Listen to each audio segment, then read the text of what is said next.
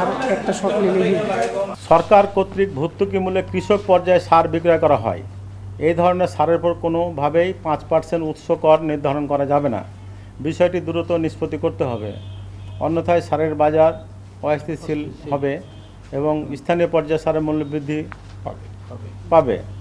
8. সর্বোপরি যে কোনো সারের নীতিমালা করার আগে মাঠ পর্যায়ে অবশ্যই প্রতিনিধি, জেলা, উপজেলা কৃষি কর্মকর্তাদের ও বিএফের প্রতিনিধিদের মতামত নেওয়ার ব্যবস্থা গ্রহণ করতে হবে। প্রিয় সাংবাদিকবৃন্দ, বাংলাদেশ কৃষি ও কৃষক আমাদের জাতীয় অর্থনীতির মেরুদণ্ড।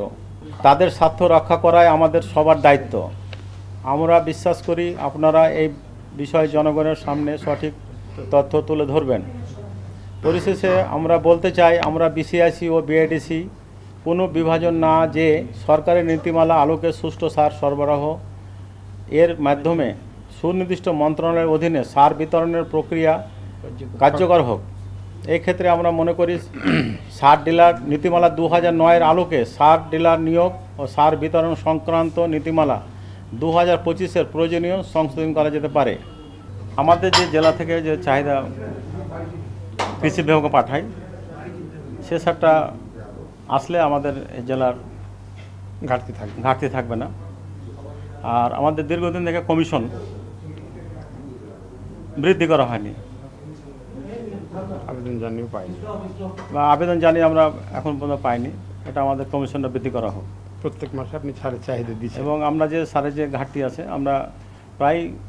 আমরা লিখিত কিন্তু আপনার সার বীজ মনোনয়ন কমিটিকে আমরা কিন্তু জানাই না। 2009 সালের নীতিমালা আমরা চাচ্ছি 2025 সালে যে ওই ধরনের নীতিমালা হয়, আমরা তো এগুলো সব আপনাদেরকে লিখিত বক্তব্য বললাম। এবং আমরা ধরেন যে 1 থেকে 8টা আমাদের দাবি সাথে সার বরাদ্দ বৃদ্ধি দেবে। আর সাথে সার আমাদের যে জেলার যে সারের চাহিদা, সেটা আমাদের এই চাহিদা অনুযায়ী সারটা আসলে আমাদের এখানে কৃষক একটু দাবি জানাচ্ছি, যেন বরাদ্দ দেয়, এটা আমরা দাবি জানাচ্ছি। মনে করি কৃষক পর্যায়ে সারের প্রকৃতি চাহিদা নিরূপণ করে বরাদ্দ প্রদান করলে সংকটের কোনো সম্ভাবনা থাকবে না। আরেকটা সিদ্ধান্ত আছে, সেটা হচ্ছে যেটা ইম্পোর্ট করে সরকার, যেটা আপনারা ওখান থেকে না এখানে তো বরাদ্দ আছে সরকারিভাবে, বাইরে তো ধরনের সার পাওয়ার কোনো 7015 টন চাহিদা, সেখানে আমাদের দিয়েছে 2500।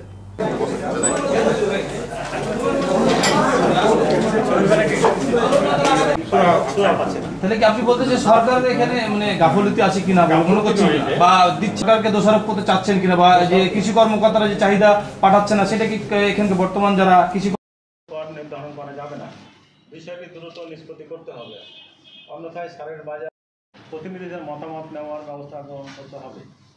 প্রিয় সাংবাদিকবৃন্দ, বাংলাদেশ তুলে ধরবেন।